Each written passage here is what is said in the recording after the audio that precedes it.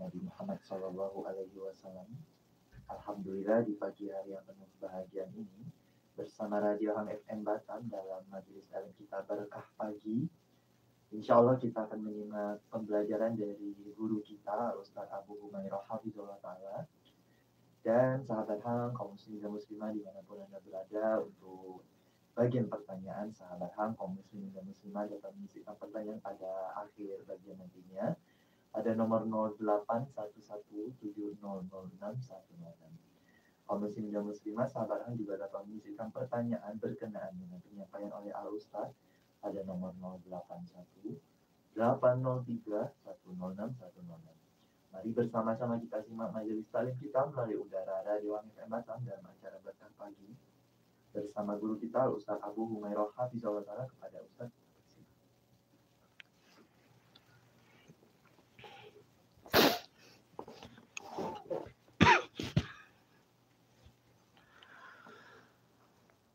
Bismillahirrahmanirrahim.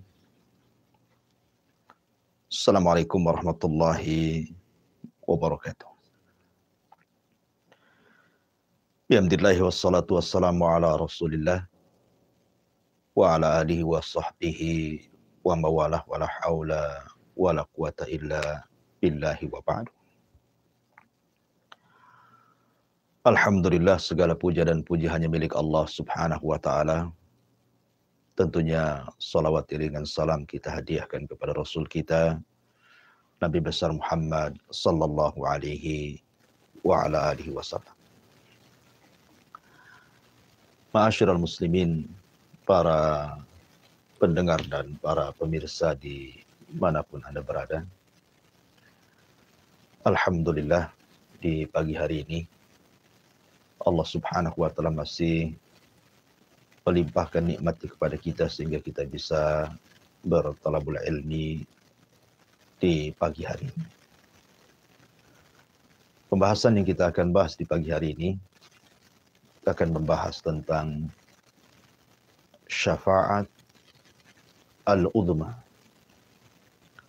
syafaat besar yang merupakan kekhususan Rasul kita Nabi besar Muhammad sallallahu alaihi wasallam kepada umatnya yang tidak diberikan para nabi dan rasul yang lain.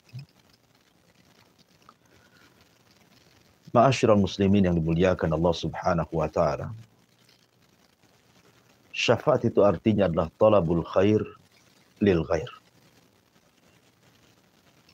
Mencari kebaikan kepada orang lain. Karena pada hari kiamat, manusia tidak bisa langsung meminta kepada Allah subhanahu wa ta'ala. Melainkan mereka harus mencari perantara demi kebaikan mereka kepada Allah subhanahu wa ta'ala. Dan di antara salah satu perantara yang menyelamatkan manusia pada hari kiamat adalah para nabi dan juga para rasul. Selain tentunya para malaikat, para ulama, para syuhada, orang-orang saleh satu dengan yang lainnya, dan begitu seterusnya. Ma'asyiral muslimin yang dimuliakan Allah subhanahu wa ta'ala. Kita tahu bahwa kondisi pada hari kiamat tidak bisa kita bayangkan betapa mengerikannya. Sampai-sampai Ummul Mukminin Aisyah radhiyallahu anha ketika bertanya kepada Nabi sallallahu alaihi wasallam soal hadis yuhsyaruna yaumal qiyamah khufatan uratan ghurlan buhman. Pada hari kiamat manusia akan dikumpulkan dalam kondisi tanpa beralas kaki, telanjang, bulat tanpa sehelai pakaian. Dan akan dibangkitkan sama sekali tidak dikhitan dan tidak membawa harta di badan. Ketika Aisyah radhiyallahu anha mengatakan, "Ya Rasulullah, kalau semua orang tidak berpakaian baik laki-laki dan perempuan. Bagaimana dengan aurat kami? Aisyah radhiyallahu anha bertanya soal aurat perempuan, menunjukkan sifat malu yang dimiliki Ummul Mukminin. Bagaimana dengan aurat kami para wanita yang akan dipandang oleh kaum laki-laki pada hari kiamat? Karena semua tidak memiliki pakaian. Maka Nabi SAW mengatakan, ya Aisyah, perkaranya jauh lebih dahsyat dibandingkan melihat aurat. Ya, karena pada hari kiamat, yauma yafirrul mar'u min akhi wa ummihi wa abi wa sahibatihi wa bani likulli mri'in minhum yauma idzin sya'nun yughni. Di mana manusia akan lari dari saudaranya, lari dari ibu bapaknya, lari dari anak dan pasangan. Masing-masing manusia sibuk dengan sendiri-sendirinya. Begitulah kondisi hari kiamat. Belum lagi Allah Subhanahu wa taala dekatkan matahari di atas kepala satu sehingga keringat bercucuran. Ada yang tenggelam selutut, ada yang tenggelam sepusat, ada yang tenggelam sedada. Bahkan ada yang tenggelam dengan keringat, sesuai dengan amalan. Manusia tidak bisa duduk, apalagi berbaring. Manusia hanya bisa berdiri. Yauma yaqumun nas li rabbil alam. Pada hari kiamat manusia hanya berdiri menghadap Rabb mereka dan juga menanti keputusan Allah Subhanahu wa taala. Ma'asyiral muslimin yang dimuliakan Allah Subhanahu wa taala. Ketika itulah manusia diarahkan untuk datang kepada Abul Bashar al-Ula, Nabiullah Adam alaihi salatu wassalam. Kemudian meminta syafaat kepada Adam alaihi salatu wassalam. Dan mengatakan, ya Adam, bukankah engkau bapak manusia? Ishfa' lana ila rabbik. Ala tara ila ma nahnu fi. Wahai Adam, mintakan syafaat untuk kami. Cobalah datang kepada Rabb. Tolong kami. Tidakkah kau iba melihat kondisi kami yang seperti ini? Tapi Adam alaihi salatu wassalam mengatakan, aku tidak bisa. Kan aku pernah melakukan dosa yang membuat Allah murka, yang Allah tidak pernah murka sebelum dan sesudahnya kepada nafsi idhabu ila Ibrahim. Urus diri kalian. Sebaiknya kalian bertolak kepada Ibrahim alaihi salatu wassalam. Akhirnya kemudian manusia pun mulai bertolak kepada Nuh. Ya, afwan, sebelum Ibrahim mereka bertolak kepada Nuh alaihi salatu wassalam. Maka mereka pun sama jawaban. Tidak mendapatkan apapun dari Nabi Allah Nuh alaihi salatu wassalam. Kecuali Nuh hanya mengatakan, intalik ila Ibrahim. Coba kalian pergi menuju Nabi Ibrahim. Maka mereka pun bertolak kepada Ibrahim alaihi salatu wassalam.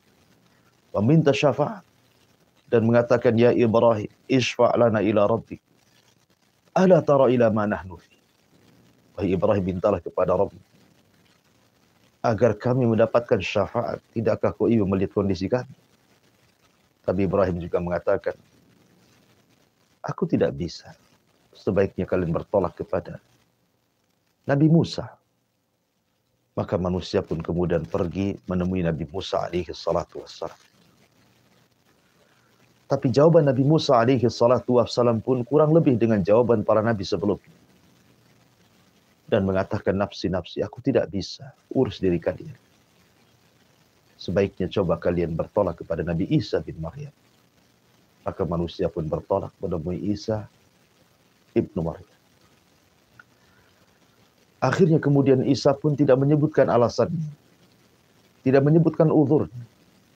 Tapi Isa mengatakan, sebaiknya kalian datang kepada Muhammad sallallahu alaihi wasallam, Nabi kita. Maka manusia diarahkan menuju Nabi kita. Kemudian Nabi sallallahu alaihi wasallam melihat manusia yang begitu banyak. Sejak Adam sampai manusia yang terakhir mati dengan trompet sangkakala Israfil berkumpul di padang mahsyar. Kemudian Rasul mengatakan, analah, kan ku coba. Akhirnya kemudian Nabi SAW diilhamkan Allah Subhanahu wa Ta'ala untuk sujud di bawah arsy Allah Subhanahu wa Ta'ala. Dengan sujud yang lama sekali. Sampai akhirnya Allah Subhanahu wa Ta'ala mengatakan, ya Muhammad, irfa ra'saka. Angkat kepalamu. Sal tu'ta. Qul tusma. Ishfa' tushaffa. Ya Muhammad, minta kau akan diberi. Bicara kau akan didengar. Mintalah syafaat. Aku akan beri kau syafaat. Maka Nabi SAW tiba-tiba teringat umatnya dan mengatakan, ummati. Ya Allah, umatku. Di antara mereka ada yang masuk neraka. Bisakah kau selamatkan mereka? Maka Allah Subhanahu wa Ta'ala mengatakan, ya Muhammad, kalau begitu intalik, pergilah. Faman wajada min ummatika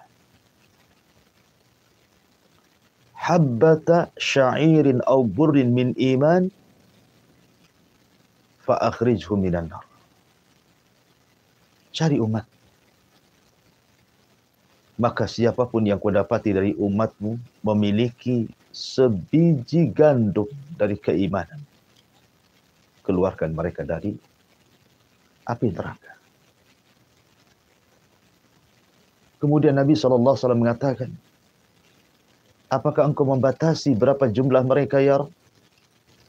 Maka Allah mengatakan, tidak. Sebanyak mungkin kau selamatkan umatmu yang memiliki sebiji gandum dari keimanan. Keluarkan mereka dari api neraka. Maka Nabi SAW kemudian menyelamatkan umatnya yang memiliki sebiji gandum dari keimanan. Tapi Nabi SAW tidak puas. Nabi SAW kemudian menghadap Allah Subhanahu wa Ta'ala kembali. Kemudian sujud dengan sujud yang lama. Kemudian Allah Subhanahu wa Ta'ala katakan, irfa ra'saka ya Muhammad. Angkat kepalamu wahai Muhammad. Sal tu'ta. Qul tusma. Ishfa' tushaffa. Minta, kau diberi. Katakan, kau didengar. Mintalah syafaat. Aku akan beri kau syafaat. Maka Rasul kembali mengatakan, ummati. Ya Rabb, umatku. Di antara mereka ada yang masih masuk neraka. Maka Allah Subhanahu wa Ta'ala mengatakan, kalau begitu intalik, pergilah, jumpai umatmu. Man kana fi qalbihi mithqala habbati min khardalin minal iman, fa akhrijhu minan nar. Kalau begitu pergilah wahai Muhammad. Temui umatmu. Maka siapapun di antara umatmu yang memiliki iman sebiji atom, keluarkan mereka dari neraka. Kemudian Rasul mengatakan, berapa jumlah mereka ya Rabb? Maka Allah mengatakan, sebanyak-banyaknya. Maka Nabi SAW menemui umatnya dan menyelamatkan orang-orang yang sudah divonis masuk neraka, yang memiliki sebiji atom dari keimanan, maka Rasul mengeluarkan mereka. Cukup sampai di sini? Tidak. Nabi SAW masih sayang dengan umatnya. Nabi SAW kemudian sujud kembali. Dengan sujud yang lama. Kemudian Allah Subhanahu wa Ta'ala katakan kembali, irfa ra'saka ya Muhammad. Sal tu'ta. Qul tusma. Ishfa' tushaffa. Angkat kepalamu wahai Muhammad. Minta, kau diberi. Katakan, kau didengar.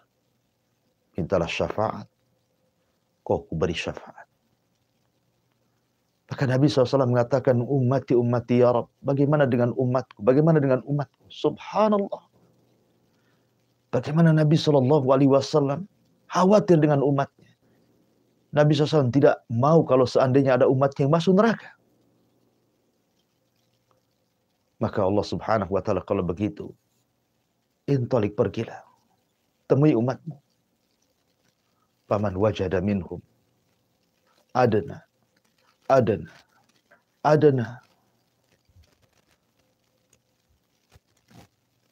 Maka barang siapa yang kau dapati dari mereka ada keimanan yang lebih rendah min habbati khardalin, dari biji atom, fa akhrijhum minan nar, kau keluarkan mereka dari api neraka. Maka Nabi SAW kemudian pergi dan menyelamatkan orang yang lebih kecil lagi dari biji atom di hati-hati umat yang memiliki keimanan. Maka Nabi SAW mengeluarkan mereka dari api neraka. Cukup sampai di sini? Tidak. Nabi SAW tetap sujud. Sehingga Allah Subhanahu wa ta'ala mengatakan, angkat kepalamu. Katakan kau didengar. Minta kau diberi. Mintalah syafaat. Ku beri kau syafaat. Akhirnya kemudian Nabi SAW mengatakan, ummati. Ya Rabb, umatku gimana? Aku minta kepadamu ya Rabb, keluarkan di antara umatku yang mereka mengucapkan kalimat la ilaha illallah. Maka Allah Subhanahu wa ta'ala mengatakan, ya Muhammad, itu bukan hakmu. Kalau itu sudah hakku, aku akan mengeluarkan dari umatmu orang yang mengucapkan kalimat la ilaha illallah. Makanya Abu Hurairah ketika bertanya soal syafaat kepada Nabi SAW, maka Rasul mengatakan, as'adun nas yaumal qiyamah bi syafaati man qala la ilaha illallah. Orang yang paling bahagia pada hari kiamat dengan syafaatku, kata Rasul, adalah orang yang mengucapkan kalimat la ilaha illallah. Ada di antara manusia yang diselamatkan oleh syafaat Rasul, umat yang sudah terlalu lama di neraka, sehingga kondisi mereka seperti mentimun kecil yang keriput, dikeluarkan dari api neraka. Ada kondisi mereka sudah menjadi arang, hitam dari atas kaki sampai kepala, sudah tidak berbentuk lagi. Mereka keluar dari neraka. Ada juga yang kondisinya seperti sudah menjadi abu, kemudian dilempar ke sungai kehidupan. Akhirnya mereka pun tumbuh dan mereka pun ditakdirkan masuk surga. Begitulah dahsyatnya syafaat Nabi SAW. Apakah dengan kisah yang sudah saya kisahkan, kemudian kita tidak cinta dengan Nabi SAW? Lihat kecintaan Rasul, luar biasa kepada umatnya. Tidak hendak satupun dari umatnya melainkan masuk surga. Rasul tidak rela dan tidak rela kalau seandainya umatnya masuk neraka. Sampai meminta kepada Allah Subhanahu wa ta'ala, dari umatnya yang memiliki keimanan lebih kecil lagi daripada biji atom, supaya mereka jangan dimasukkan ke neraka dan diselamatkan masuk ke dalam surga. Nabi mana lagi yang lebih cinta dengan umatnya daripada Rasul kita Muhammad SAW? Lalu apa timbal balik kita kepada Rasulullah? Sudahkah kita mencintai Nabi SAW? Mengikuti sunnah Nabi SAW, mengikuti arahan Nabi SAW, tidak melenceng dari hidayah dan sunnahnya Nabi SAW. Sementara kita mengaku-ngaku umat Islam, umat Nabi. Tahu sejarahnya kita terhadap Nabi SAW. Ma'asyiral muslimin yang dimuliakan Allah Subhanahu wa ta'ala, kondisi pada hari kiamat tidak bisa dibayangkan. Sehebat apapun saya atau siapapun, yang menggambarkan kondisi dahsyatnya pada hari kiamat, maka kondisi hari kiamat menyelisih bayangan kita. Karena bayangan kita terbatas. Sementara kengerian pada hari kiamat itu tidak bisa dilihat mata, didengar telinga, terlintas pun tidak bisa, saking dahsyatnya. Ma'asyiral muslimin yang dimuliakan Allah Subhanahu wa ta'ala. Ketika manusia kemudian disuruh untuk melintas di tian siratal mustaqim, Nabi SAW sudah berdiri di ujung titian. Kemudian mengatakan, Ya Rabb, salim, salim. Setiap ada umatnya lewat, maka Rasul akan mengatakan, Ya Allah, selamatkan. Selamatkan orang ini. Begitulah rasa sayangnya Nabi SAW kepada umatnya. Bahkan selama di dunia, Nabi SAW ketika 3 hari sebelum wafatnya, dia mengumpulkan istri-istrinya dan meminta izin agar tinggal di rumah Ummul Mukminin Aisyah radhiyallahu anha. Dan semua istrinya mengizinkannya. Dipapahlah Rasul oleh Ali radhiyallahu anhu dan juga Abbas. Kemudian Nabi SAW pun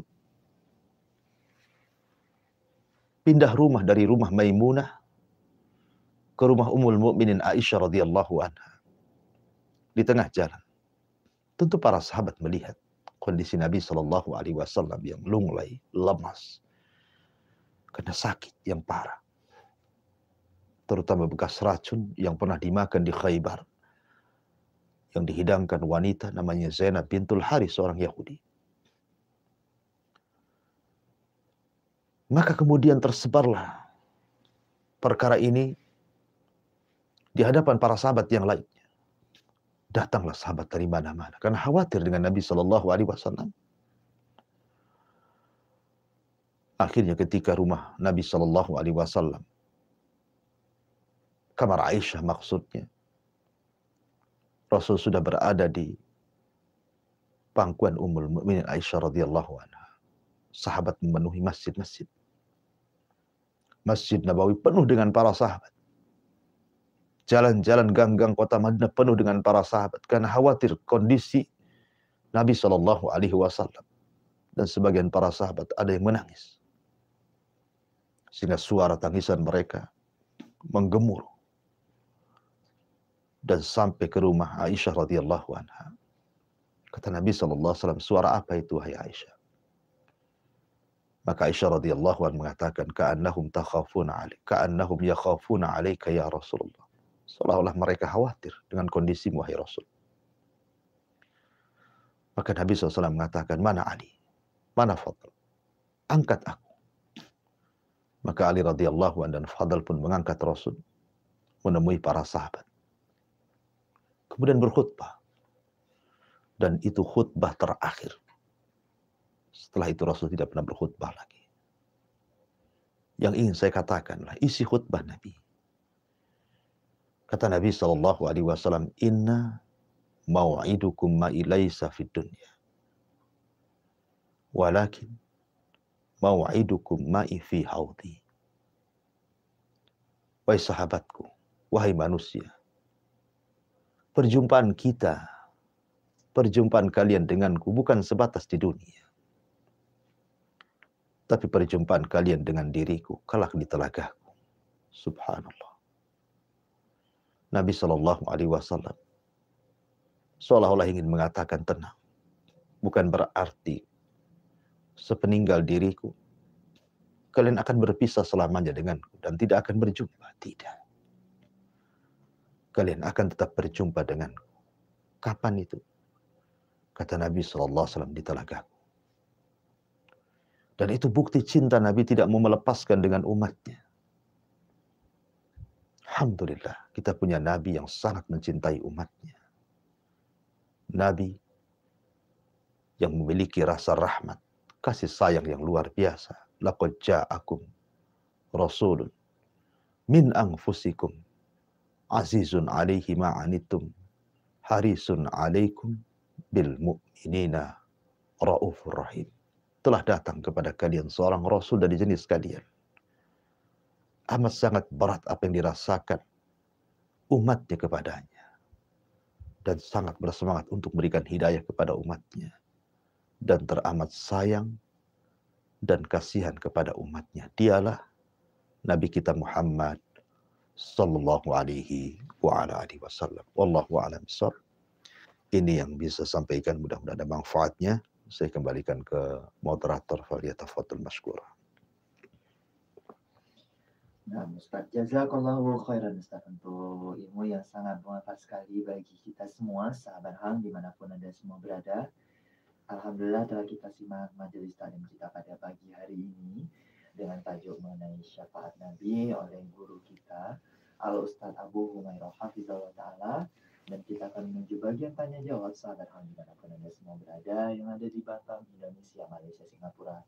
Dimanapun Anda semua berada, kaum muslimat, sahabat HAM dapat menyisipkan pertanyaan berkenaan dengan penyampaian oleh Al-Ustaz pada nomor redaksi Radio HAM FM Batam pada nomor 0811 7006 106. Sahabat HAM juga dapat menyisipkan pertanyaan dalam bentuk pesan singkat ataupun WhatsApp pada nomor 081 803 106 106.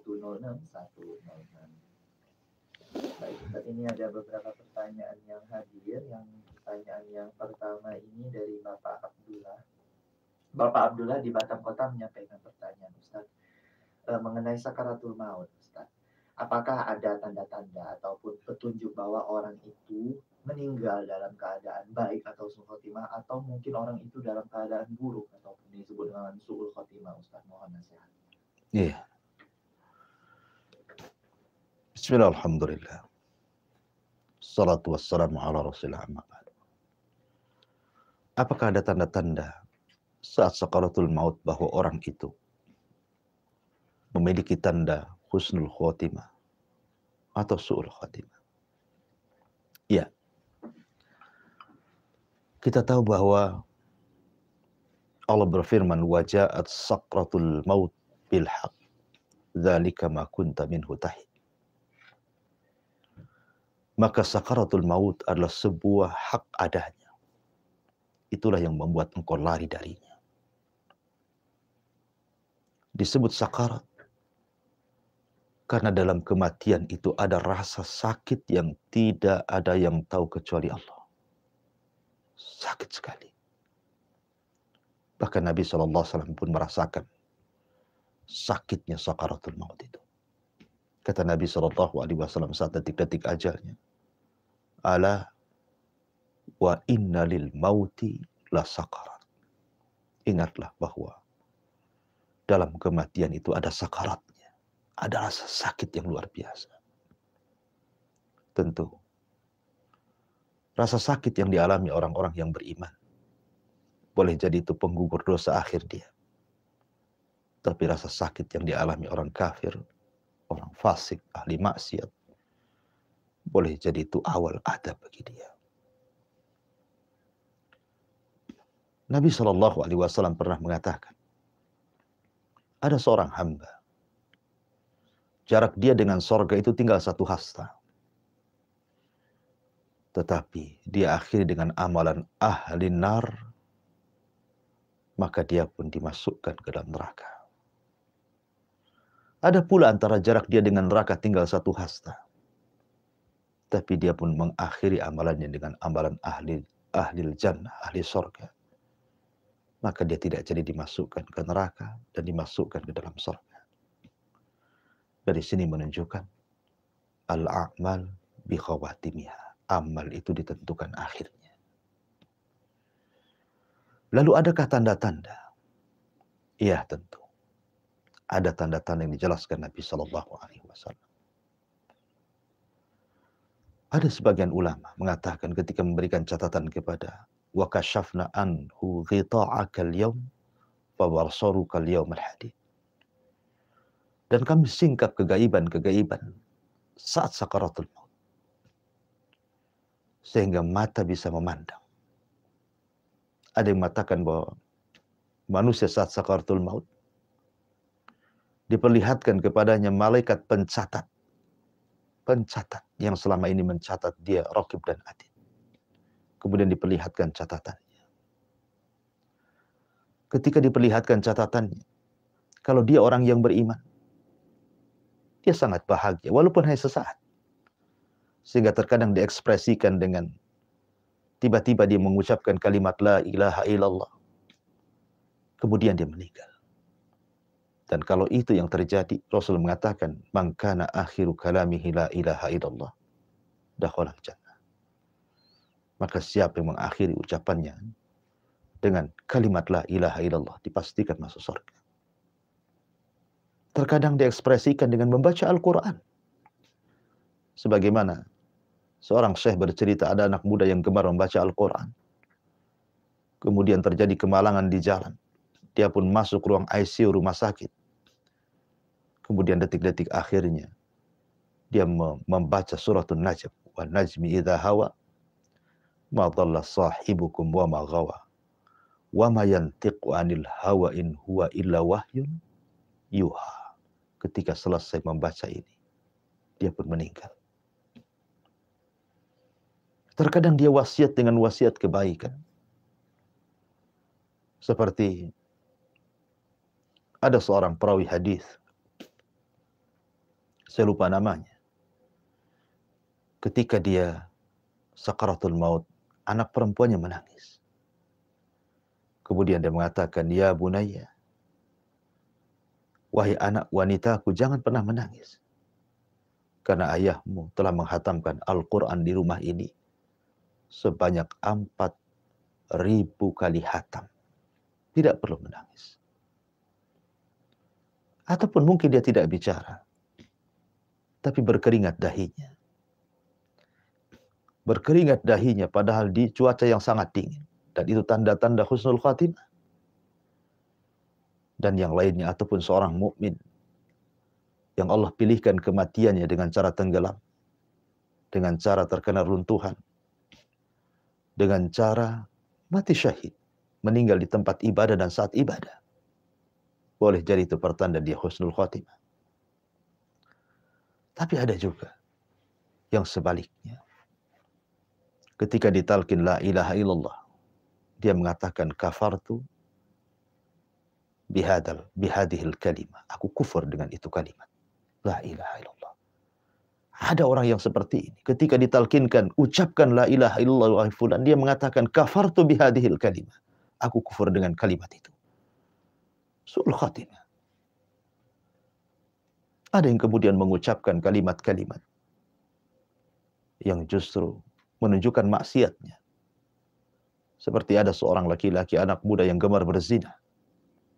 Ketika ditalkinkan kul ya fulan la ilaha illallah, justru yang keluar dari mulutnya disebutkan satu persatu wanita yang pernah dizinahinya, dan yang terakhir dia sebut kemudian dia mati.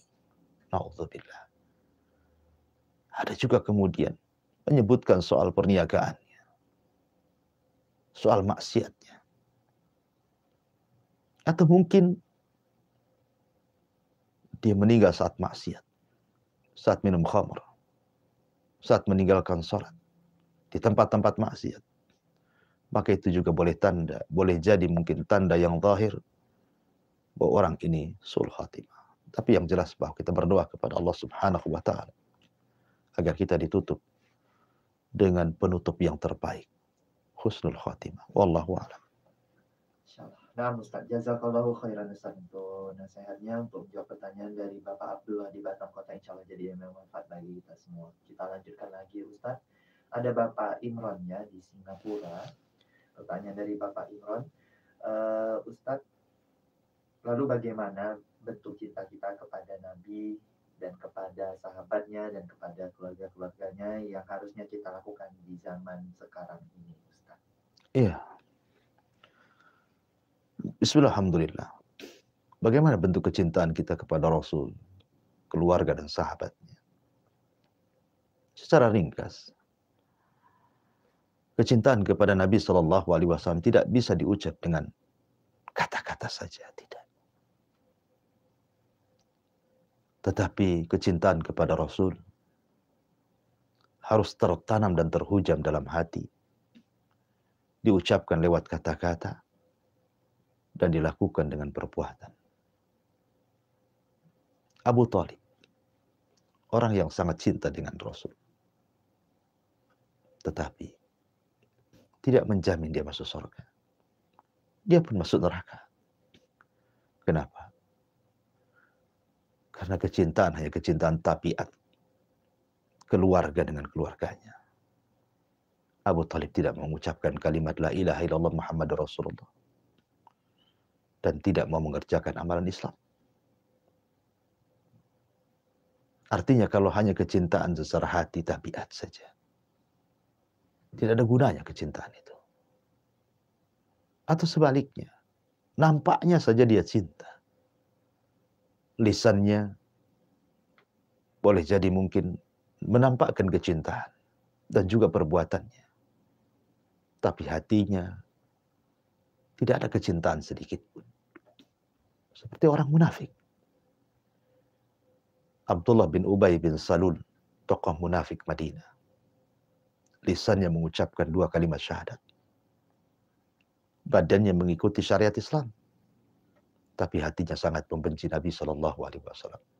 Allah turunkan kepadanya, Innal munafiqina fi darkil asfali minan nar. Orang munafik itu diletakkan di intip neraka yang paling dalam. Lalu apa gunanya? Lalu kecintaan yang seperti apa yang hakikat? Kecintaan seperti Abu Bakar, Umar, Utsman, Ali, dan seluruh para sahabat yang menggabungkan hati, lisan, dan juga perbuatan. Kalau kita cinta dengan Nabi SAW, sebut namanya. Berbanyak sholawat. Kalau cinta kita dengan Nabi SAW, ikuti sunnahnya. Jangan sunnah yang lainnya. Kalau cinta dengan Nabi SAW, pelajari sirahnya. Pelajari biografinya. Kenali orangnya. Supaya kita lebih cinta lagi. Kalau Anda cinta kepada Nabi SAW, jangan pernah ibadah kecuali dengan menggunakan syariatnya. Karena dia orang yang paling paham dengan Allah. Dan kita tidak paham. Maka kalau kita ingin meraih kecintaan kepada Allah, cintai Allah sebagaimana Rasul mencintai Allah. Ikuti Rasul. Benarkan ucapannya. Jangan pernah mendustakan.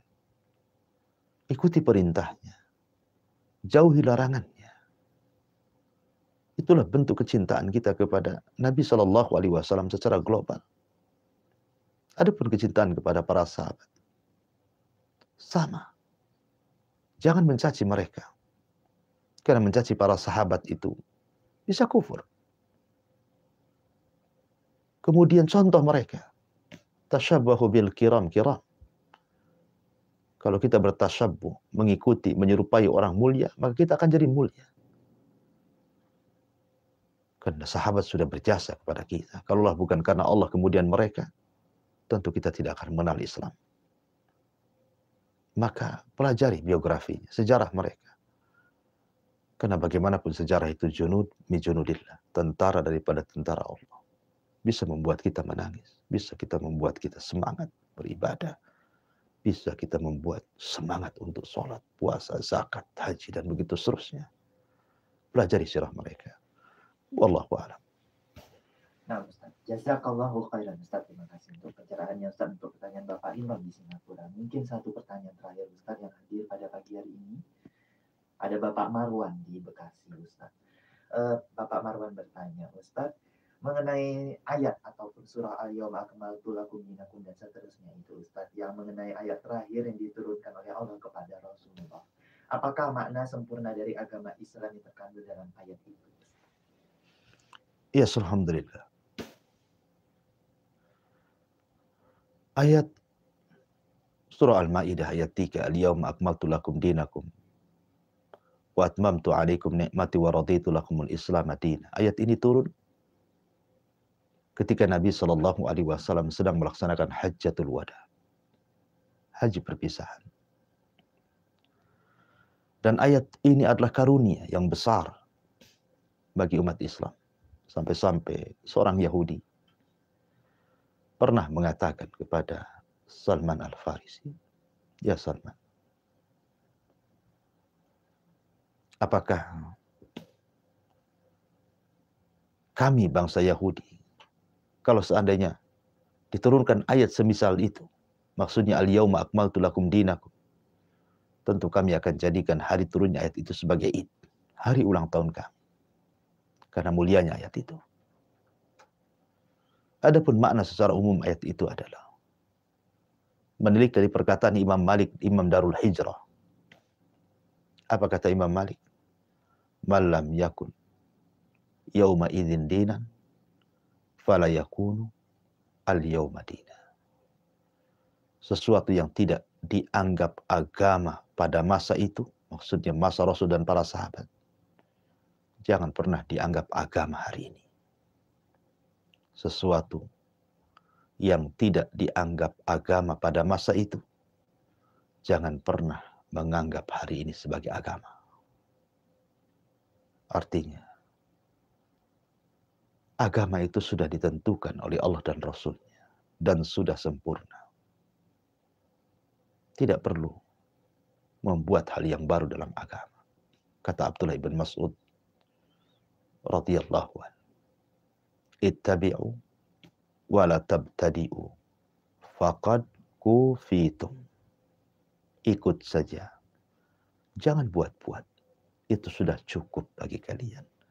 Wallahu a'lam bishawab. Saya kembalikan ke moderator. Nah, Ustaz, jazakallahu khairan untuk jawaban untuk pertanyaan dari Bapak Marwan di Bekasi. Ada satu soalan terakhir ini. Oke. Kalau ini yang paling terakhir, ini dari salah seorang Bapak Ibu di Batam Kota. Ustadz ingin bertanya, Ustadz, apakah ada doa-doa khusus untuk mendapatkan syafaat Nabi Muhammad? Ustadz, mohon nasihatnya. Iya, alhamdulillah.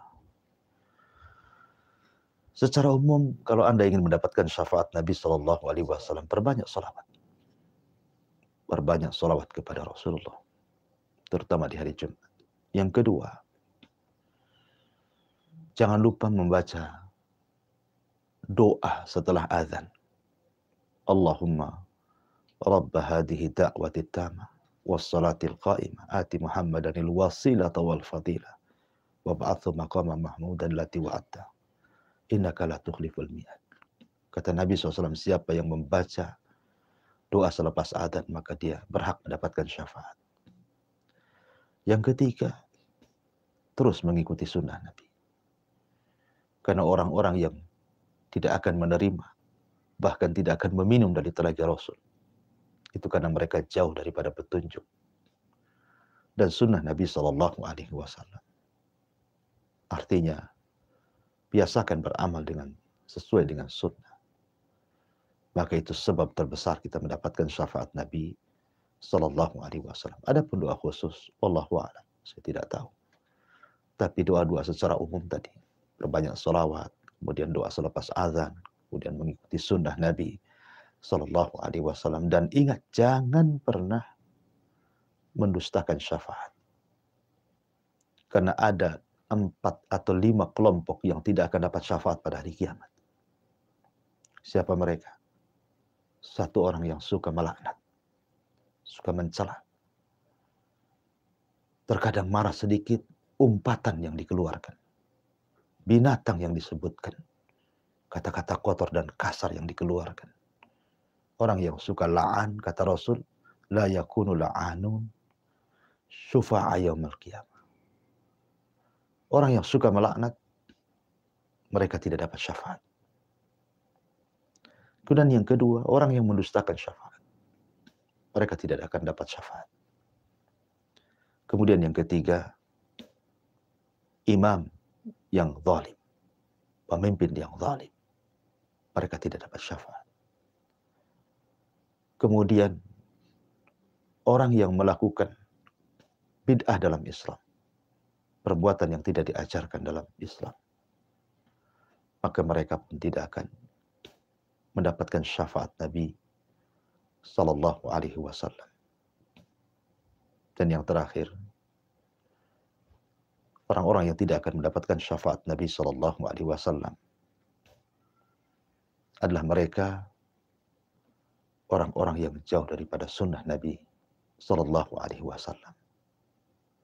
Tidak pernah bersolawat, tidak mengikuti sunnahnya, tidak mengikuti petunjuknya. Mereka menyimpang, keluar dari Islam.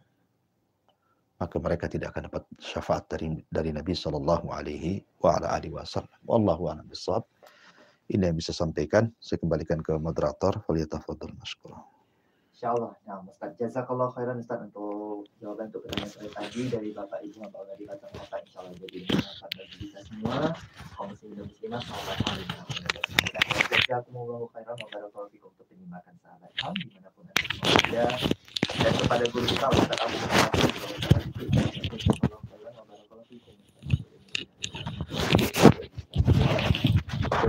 sampai jumpa di majelis